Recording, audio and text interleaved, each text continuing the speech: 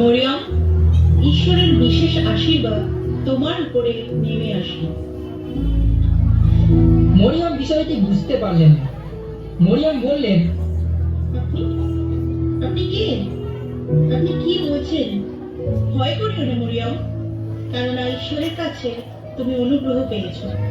শোনো, তুমি গর্ভবতী হবে আর তোমার এক পুত্র সন্তান হবে। তুমি তাহার নাম যিশু রাখবে। কিন্তু আমার তো এখনো বিয়ে হয়নি, কি করে আমার পুত্র হবে? ঈশ্বরের পবিত্র আত্মা তোমার উপরে আসবেন, তাই তোমার পুত্রকে ঈশ্বরের পুত্র বলা হবে। আমি ঈশ্বরের দাসী, ঈশ্বরের ইচ্ছা আমার জীবনে পূর্ণ হোক।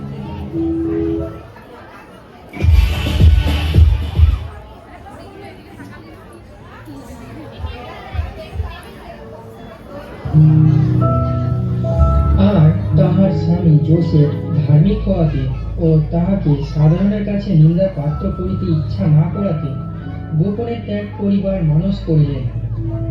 তিনি এই সকল ভাবিতেছেন, এমন সময় দেখো, প্রভুর এক দূত স্বপ্নে তাহাকে দর্শন দিয়া কহিলেন,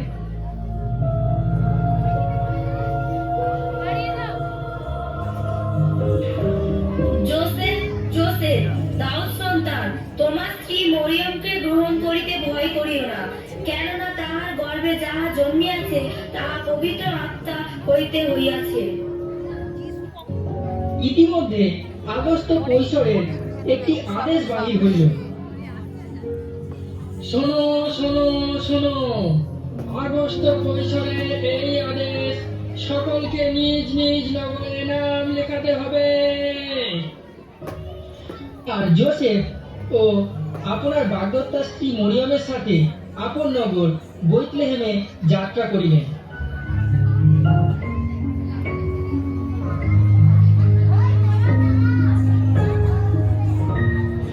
আর এমন সময় মরিয়মের প্রসবকাল সম্পূর্ণ হইল। যোসেফ, যোসেফ, আমার খুব কষ্ট হচ্ছে, আমি খুব ক্লান্ত।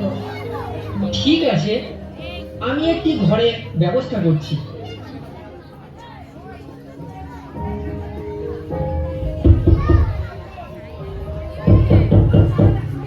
আপনি কে? কি চান আপনি? দয়া করে আমাদের একটি থাকার ঘর দিতে পারবেন? ক্ষমা করবেন, আজ আমার সব ঘরই ভর্তি, আপনি অন্য কোথাও যান। জোসেফ তখন হতাশ হয়ে অন্য সরাইখানার উদ্দেশ্যে রওনা হলো।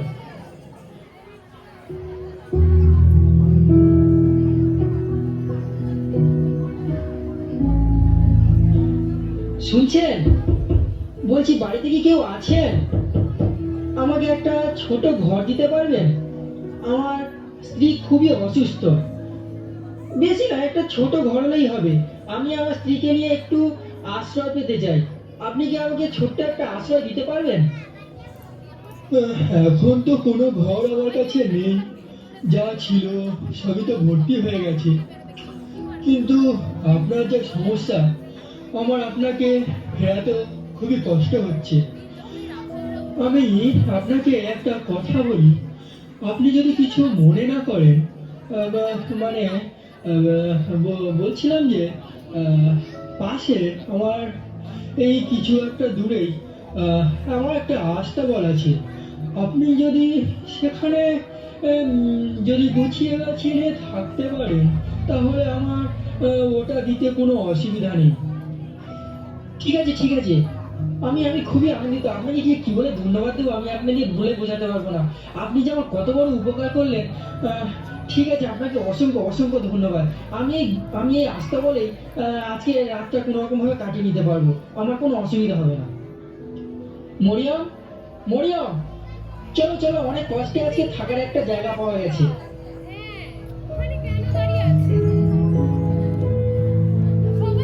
জোসেফ ও মরিয়মের গোয়াল ঘরে প্রবেশ। আর এমন সময় প্রভু যিশুর জন্ম হলো।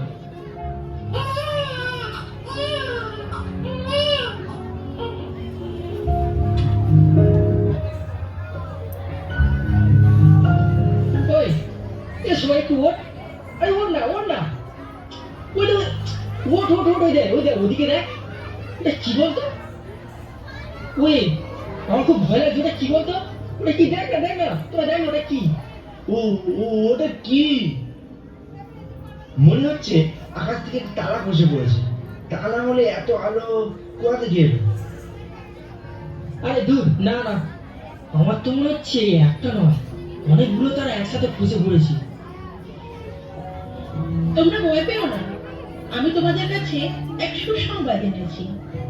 আজ দাউদের নগরে তোমাদের মুক্তিদাতা প্রভু যিশু জন্মগ্রহণ করেছেন, আর তোমরা তাকে বৈতলেহেমের একটি আস্তাবলে তাকে দেখতে পাবে।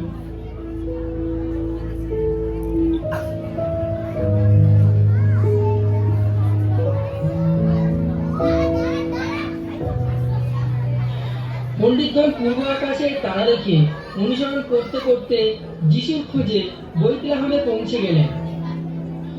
তখন সেখানকার রাজা ছিলেন হেরোদ, আর পণ্ডিতরা রাজাকে জিজ্ঞাসা করলেন,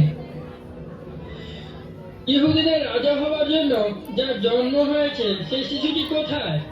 পূর্ব আকাশে আমরা তার জন্মের তারা দেখেছি। রাজা? কোথাকার রাজা? আমি একটা আমার রাজা। তোমরা যাও, তার খোঁজ করো, আর পেলেও আমাকেও বলো, আমিও তাকে প্রণাম করতে চাই। আর পণ্ডিতগণ সেই তারাটিকে অনুসরণ করতে করতে শিশুটি যেখানে ছিল ঠিক সেইখানে পৌঁছে গেলেন।